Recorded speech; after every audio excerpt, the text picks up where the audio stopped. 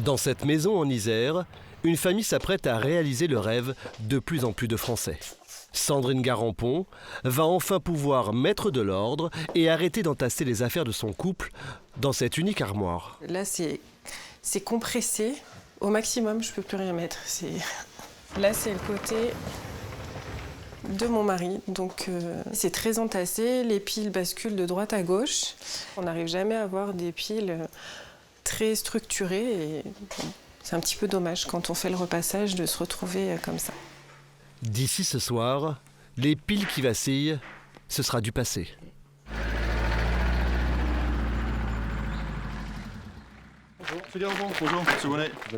Les Garampon s'offrent une petite folie, un dressing sur mesure.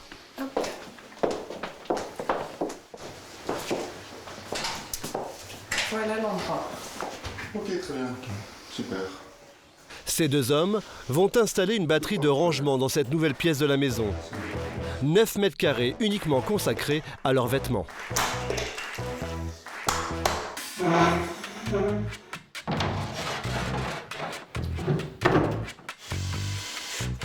Une grosse demande pour que les gens en fait aient une pièce dédiée à ça. Ça évite de mettre une armoire ou des placards coulissants dans une chambre. En 10 heures, l'équipe va aménager 5 penderies, 22 tablettes et 6 tiroirs. De quoi largement ranger tous les habits du couple.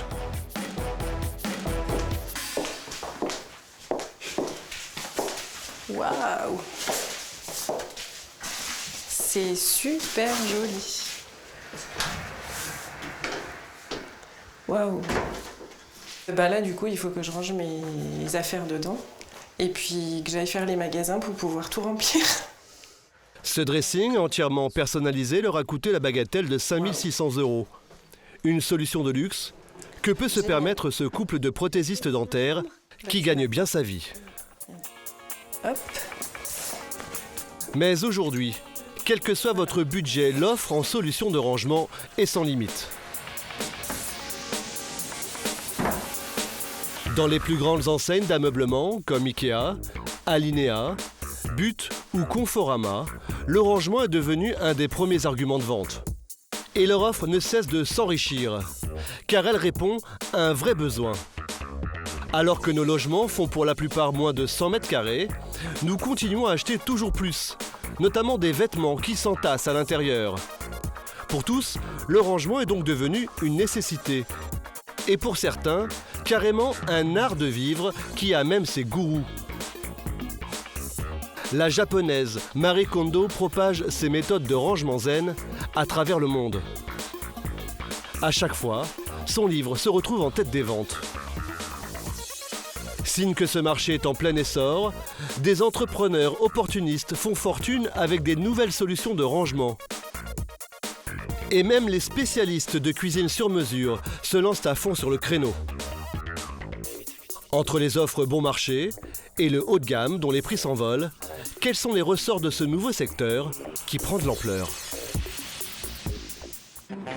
Chez Conforama, comme chez les autres grandes enseignes de l'ameublement, le rayon consacré au rangement est devenu une affaire stratégique.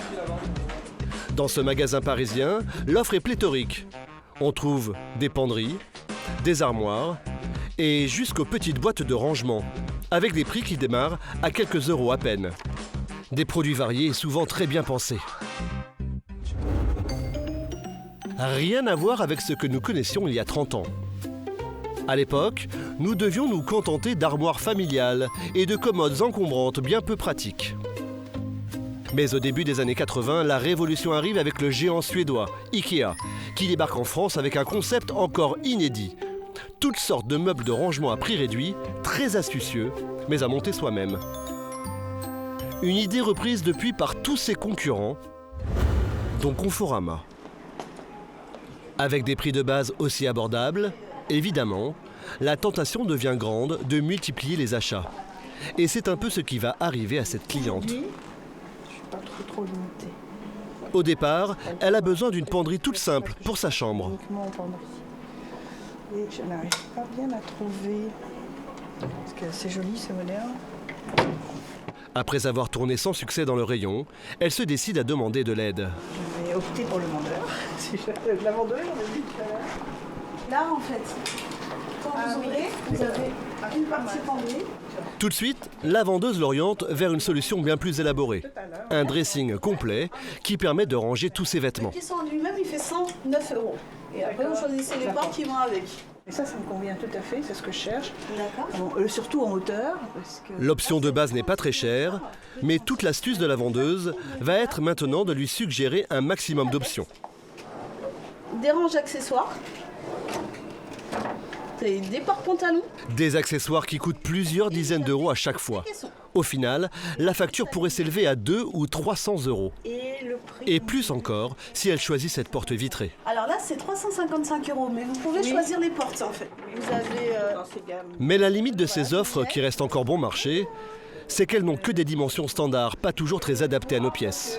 On ne fait pas ici sur ce magasin. Alors, pour leur dressing, certains Français veulent du sur-mesure et sont prêts à dépenser 10 fois plus pour se payer ce must.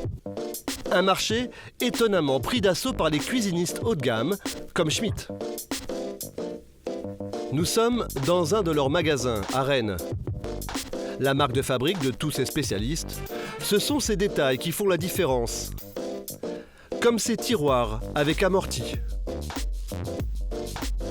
Ou le vaste choix des finitions.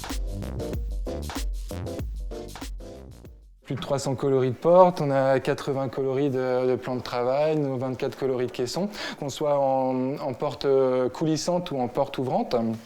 Tout ça permet un nombre de combinaisons assez conséquent. Je n'ai pas fait le calcul pour être très honnête. Ce savoir-faire, ils l'ont directement appliqué à l'univers du rangement. C'est d'ailleurs dans cette enseigne que Madame et Monsieur Garampon ont acheté leur dressing à 5 600 €. Et les clients comme eux sont de plus en plus nombreux. En un an, Nicolas Brandilly, le directeur de ce magasin, a doublé le chiffre d'affaires de son rayon dressing. Un succès tel qu'il nourrit aujourd'hui de grandes ambitions. Alors je vous emmène justement dans le futur agrandissement qui ouvrira ses portes au 1er juin. Donc, désolé, c'est un peu les travaux pour l'instant, je vous en prie. Donc là, on va avoir 200 mètres carrés spécialement dédiés comme en haut dressing et placard. Ce nouvel espace, c'est la promesse d'augmenter encore plus leurs ventes. Je vais vous montrer donc du coup. S'ils peuvent pratiquer de tels tarifs, c'est qu'ils répondent aux moindres caprices de leurs clients. Vous allez bien? Ça va, Martin? Oui, ça va, vous aussi? Comme ce couple qui vient de se faire construire une maison. Vos projets? Ouais, ensemble? Allez. Il est commercial, elle est comptable. Ils rêvent d'un dressing haut de gamme et ils vont s'en donner à cœur joie. Cette maison avance bien? Eh ben, ça avance, oui. Ce qui était important pour vous donc par rapport à votre projet donc dressing, c'était donc de dissocier une partie madame, une partie monsieur, que chacun ait son espace. Avec Ils ont déjà eu un premier rendez-vous, mais ils reviennent aujourd'hui pour s'assurer que toutes leurs demandes ont bien été prises en compte. Pour sa part, monsieur se contente d'un agencement plutôt classique. Donc penderie, un aménagement en angle avec donc rangement chemise, veste, costume. Ouais. Ensuite ici, une partie penderie pour les pantalons. Mais madame a d'autres exigences. Elle veut un espace digne de recevoir ses tenues de soirée sans qu'elle se froisse. Une penderie haute pour les robes. Tout à fait. D'accord. Et en fait, un aménagement bien spécifique en angle où là, vous allez avoir donc un aménagement penderie qui permet d'optimiser, ça c'était votre demande, vraiment tous les espaces de la pièce. D'accord. Est-ce que ça correspond à vos attentes? Bah oui, vous avez fait les modifs qu'on vous avait demandé, donc c'est très très bien. Non, pas de souci. Ce que je vous propose, on va aller dans la zone. Signe de la nouvelle importance qu'a prise cette pièce pour certains Français, ils veulent absolument que leur dressing soit aussi soigné qu'un lieu de réception. De ce que je peux vous proposer, sachant que le but c'est que ça soit en harmonie donc avec votre sol, l'environnement. Ils sont même venus avec un échantillon de leur parquet pour que la couleur des étagères s'accorde parfaitement. Donc c'est celui-ci. Parce que soit on tranche carrément, ou soit on essaie de se rapprocher de ça, mais ça... Oh non, je ne veux pas. Non, trancher quoi. Je pense que le mieux par rapport à votre sol, il vaut mieux trancher complètement qu'essayer de retrouver sans pour autant... Après, ça fait quelque chose de très chaleureux, très doux. Parce qu'après, on a des choses un peu plus marquées. Non, ça, c'est bon. Au moins, vous êtes d'accord. Un tel niveau d'exigence, Schmitt va largement en profiter. Au total, il y en a pour 5 000 € avec la pause, dont 1 350 € à régler à la commande. Je vais vous mettre à l'intérieur. Voilà. Un prix très élevé, d'autant plus rentable que ces dressings ont beau être fabriqués sur mesure, la marque sait très bien comment diminuer leur coût de production. Merci beaucoup pour la confiance, monsieur. En Alsace, Schmitt a investi 20 millions d'euros il y a 2 ans dans une usine d'où il ne sort que des dressings. D'abord, pour produire moins cher, tout le processus est entièrement robotisé. Seulement 30 salariés suffisent pour fabriquer chaque jour 120 placards sur mesure. Ensuite, l'enseigne réussit à faire des économies d'échelle sur les volumes. Ce sont les mêmes planches de mélaminer qui servent pour les cuisines comme pour les rangements. Certes, ils ont bien une dépense en plus qu'IKEA ou Conforama. Aucune planche n'est découpée de la même taille. Chacune est adaptée à la demande des clients. Tout leur problème, c'est donc de limiter les chutes, ces petites pièces de bois dont ils ne peuvent rien faire pour le dressing. Et une nouvelle fois, c'est la machine qui s'occupe de tout. Je peux juste m'afficher le plan de découpe en main. Voilà, donc là, vous avez l'exemple d'une optimisation d'un panneau. Donc le panneau fait 3 mètres sur 2 mètres. Là, vous voyez le nombre de composants que l'on peut faire sur ce panneau. En gris, vous voyez le taux de chute. Là, la seule partie qui ne sert à rien, c'est la petite case en gris, c'est ça? Voilà, les petites cases en gris, c'est effectivement les pièces que l'on va broyer, qu'on va réutiliser, chauffer. On va être autonome en termes de chauffage. Au final, voilà comment ils arriveraient à dégager des marges nettes de 5 à 10% sur leur dressing sur mesure. Des marges au-dessus de la moyenne pour le secteur de l'équipement de la maison. Mais sur ce marché du rangement qui plaît tant aux Français, certains réussissent à bâtir de petits empires à partir d'une idée toute simple. Vendu en France, mais aussi dans 45 pays comme au Japon dans cette émission de téléachat, cette drôle de boîte semble avoir des vertus presque magiques. À l'intérieur, une housse en plastique dans laquelle on peut empiler peluches, couettes, blousons. Avec un simple aspirateur, en quelques secondes, on retire tout l'air à l'intérieur des textiles. Leur volume est réduit des 3/4, une astuce qui fait gagner de la place pour le rangement.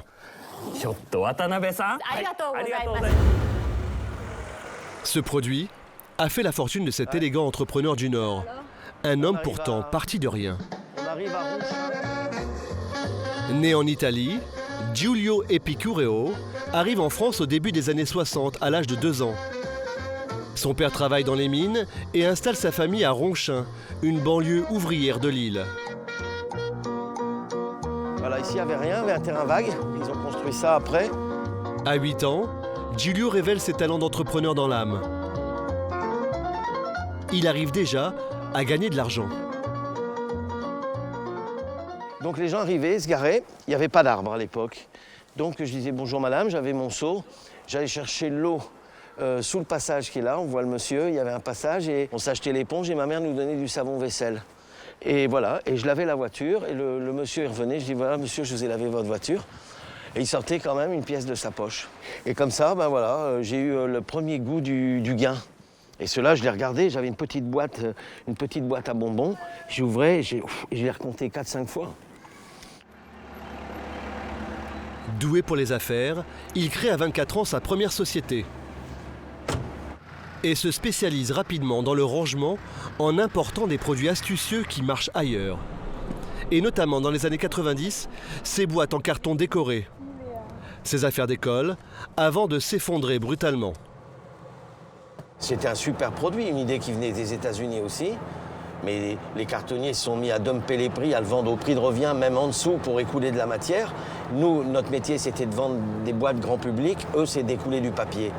Bon, les papetiers, ben voilà, ils ont fait n'importe quoi. Et bien sûr, les pères n'ont pas été stupides, ils ont acheté au moins cher. Et ils ont eu raison. Il y a 10 ans, il va réussir à faire rebondir son entreprise familiale. Bon, ready? Où il travaille avec son fils. César, moi ça, à mon avis, c'est le nouveau kit de démo pour les salons. Hein. Comme ça, on va le faire directement sur la fiche et on va arrêter de mettre des tables et on va le faire comme ça, hauteur d'homme, avec la pub derrière. Giulio se rabat cette fois sur un autre produit, lui aussi inventé aux États-Unis. Ces fameux sacs auxquels il apporte sa touche personnelle. Il se contente d'insérer la housse en plastique dans une boîte, plus décorative et plus pratique. Ce petit plus lui permet de déposer un brevet et de protéger son produit de la concurrence. Sur les parois pour que l'air vienne redonner son volume en fait, au textile qui est compressé à l'intérieur. Les housses sont fabriquées en Asie dans ses propres usines. Il en vend 2 500 000 exemplaires chaque année à travers le monde. Salut Jérémy. Sous un nom qu'il est très fier d'avoir trouvé lui-même. Voyons un peu. Compactor, avec le or à la fin, qui j'ai trouvé en regardant le film avec Schwarzenegger, Predator ou Terminator, je ne me souviens plus, c'était un des deux. J'ai trouvé que ça avait de la force et c'était en mouvement. Et voilà, ça a évoqué le compactor. Compactor, c'était bien parce qu'en plus, ça se dit dans toutes les langues, même en chinois. Et ça évoque la même chose. Donc c'est fantastique. Pour séduire les consommateurs, Giulio change régulièrement l'habillage de ses boîtes. C'est son fils qui lui propose la énième version. Celle-là, l'idée c'était d'avoir une ligne grise assez neutre, qui puisse plaire à tout le monde. Ça a été sélectionné déjà par un client en Angleterre. Donc là, on serait à même de livrer le début d'année prochaine, mais les grosses promos, ça ferait être... Mais pour le blanc, ça peut être bien. Non, sinon pour la période du blanc, pour janvier. Non, on y arrivera. En termes de logistique, on est bon, mais il faut... Bon, et avec ce sens du marketing, il peut se permettre de vendre ses housses en moyenne 25 € dans les grandes surfaces. Si vous ne faites pas de nouveautés, un produit vieillit au bout de 2 ou 3 ans aujourd'hui et il perd ses marges puisque, plus c'est diffusé, plus les prix baissent. Il n'y a que la nouveauté qui peut rétablir un prix normal. Giulio veut verrouiller ce marché. Il ne se contente pas de vendre son produit à 25 €. Dans les grandes surfaces, ces housses moins chères vendues sous marque de distributeur sont également fabriquées par lui. C'est le cas de celle-ci. Alors comment justifie-t-il un tel écart? Ce produit, il est vendu 8 € de moins en magasin. Peut-être, oui, ils ont peut-être fait une promo, hein, c'est possible. Oui, allez-y. Et du coup, expliquez-moi la différence, parce que je pense que c'est important aussi pour les consommateurs, entre ce produit et le compactor classique. D'accord. Et on lui a mis une épaisseur de tissu moins élevée. On lui a donné une housse plastique qui n'est pas en nylon, mais dans un polypropylène et polyéthylène de moins bonne facture, à base de recyclé. On lui a mis une valve un tout petit peu moins performante, mais on lui donne la qualité quand même acceptable pour qu'il fonctionne et pour que son client il soit content pour ce qu'il a dépensé. Parce que nous, on est plus proche de 25, le client il veut être à 19,90. Bon, ben voilà. Pour éviter aux concurrents qui sont là de passage pour faire un bon coup, vous voyez, sur le fait qu'on est la locomotive du marché, pour éviter que ces gens-là rentrent chez nos clients, nous polluent les rayons, on a dit aux clients qu'on allait s'occuper de son premier prix. Si on ne fait pas ça, on va faire crever le compactor. En surfant sur la passion du rangement avec ses housses, mais aussi toutes sortes d'articles pratiques, l'affaire de Giulio Epicureo est prospère. S'il la revendait demain, elle vaudrait selon lui près de 40 millions d'euros. Ce marché du rangement ne cesse de prendre de l'ampleur. Aujourd'hui, ce ne sont plus seulement des produits que l'on vous propose, mais aussi des interventions à domicile. En proche banlieue parisienne, nous avons découvert une virtuose, Pauline. Dans son appartement d'à peine 36 mètres carrés, elle ne tolère aucun désordre. C'est presque un besoin vital. Et Pauline, chez vous, tout est parfaitement rangé? Alors oui, j'essaye au maximum de tout ranger. Moi, ça me soulage, ça me libère l'esprit quand les choses sont ordonnées. Pauline a pensé la place de chaque chose, même les plus petites. Donc là, j'ai mis tous les colliers que j'utilise. Les boucles d'oreilles, j'ai utilisé un petit support que j'ai découpé où j'ai pu mettre dedans toutes les boucles d'oreilles pendantes. 2 penderies. Et là, j'essaye de trier au maximum par couleur et par saison pour m'y retrouver très facilement. Et puis en bas, je mets tout ce qui est pantalon et jupe. Puisque c'est plus court, ça me permet d'avoir 2 tringles et vraiment d'optimiser. Là, on voit bien que tout l'espace, il n'y a pas du tout d'espace vide. On voit que l'espace, il est optimisé au maximum. Elle tire en partie cette compétence de son expérience professionnelle dans le secteur de l'aménagement de bureaux. Elle a simplement adapté certaines techniques à l'univers de la maison. Et ce sont ses amis qui ont été ses premiers clients. Et après, j'ai eu l'idée de structurer ça, de dire voilà, je peux faire une sorte de service autour de tous ces systèmes d'organisation, de rangement, d'optimisation du quotidien. Et c'est comme ça que ça a démarré. Sur son site, elle affiche le résultat bien visible de son travail, avant et après son intervention. Ça, c'était une maison avec 4 enfants, dont 2 jumeaux en bas âge et la maman débordée, elle n'y arrivait plus. Grâce à cette publicité, mais aussi aux bouche à oreille, on fait régulièrement appel à elle, comme aujourd'hui. C'est une personne qui m'a demandé de l'aide pour réorganiser son dressing parce que apparemment c'est le bazar. Et elle ne retrouve pas tous ses vêtements, c'est mal trié et puis elle doit manquer de place. Donc on va voir ce qu'on peut lui faire. Sa cliente a emménagé dans cette maison il y a déjà 1 an. Mais avec 3 enfants et un travail très prenant, elle s'est laissée déborder et ne s'en sort plus. Bonjour Pauline. Bonjour Catherine, comment allez-vous? Très bien, et vous-même? Bon, alors vous êtes prête pour le rangement? Prête, oui, parce qu'il y a beaucoup de choses à faire. Peut-être que j'aurais pu le faire moi-même, mais je peux pas. Enfin voilà, je fais partie de ces personnes qui effectivement parfois ont besoin d'un coup de pied aux fesses quand il s'agit de faire les choses pour elles plus que pour le reste de la famille. Les enfants sont au point par contre eux. Ça, ils sont tranquilles. Ça, c'est souvent sûr. le cas. C'est un peu compliqué à s'organiser. C'est là-bas, à droite, par le petit couloir. Par ici. Ok. Voilà, donc là il y a du travail, il y a mes affaires, il y a celle de mon époux. D'accord. Il y en a bien pour une demi-journée de travail. Ça va commencer par un sérieux tri qui, dans un premier temps, va se faire avec madame. Donc on va tout de suite faire de la place, on va bouger ça. Hop. Le rangement démarre par l'évacuation des affaires de monsieur. Hop. Elles vont trouver refuge dans une autre pièce. Hop. Du rangement à faire avec là les aussi, livres, tout ça vous les mettez? Non. Ah, très bien. Alors on va en donner. Mais le vrai traitement de choc, souvent le plus douloureux, c'est de convaincre la cliente de se débarrasser de ses affaires en trop. Je donne, ça je donne et ça je donne. Là, ça me fait mal au cœur de tout donner. C'est normal. Mais demain vous aurez oublié, ça ira très bien. Ça j'en ai marre, je peux plus le voir. Ça vous le mettez. Ça je mets. Celui-là. Ça on donne, j'en peux plus. Bravo parce que vous avez bien jeté et c'est pas le cas de tout le monde. L'intervention de Pauline ne se limite pas au tri. Elle comprend aussi la décoration. Avant de venir, elle s'était fait envoyer des clichés des lieux. Elle a donc prévu des boîtes et des rideaux pour mettre la touche finale à son organisation. Voilà, le résultat final. Ah, c'est sympa. Hein. Alors, de ce côté-là, vous allez retrouver... Tout est beau et organisé. Tout est trié. T-shirt manches courtes, débardeur, t-shirt manches longues, les pulls. Là, vous avez les ceintures avec les pantalons. Nickel. Ah oui, c'est comme... ouais, c'est bien mieux. Là, on est sur un montant total de... 240 €. 240 € pour 5 heures d'intervention. Pas vraiment donné, mais la cliente est déjà prête à lui confier d'autres missions. Et si vous voulez qu'on fasse un devis pour le bureau et le garage, pas de problème. Je pense que c'est les 2 trucs. Je pense qu'on va faire, voilà, on va le faire comme ça, ça sera, une fois que tout ça sera fini, j'aurai besoin de tout organiser. C'est ça. Super.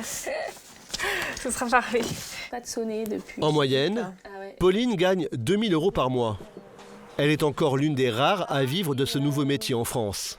Là, et ce n'est sans doute qu'un début, car du Japon aux États-Unis, les coachs en rangement se multiplient.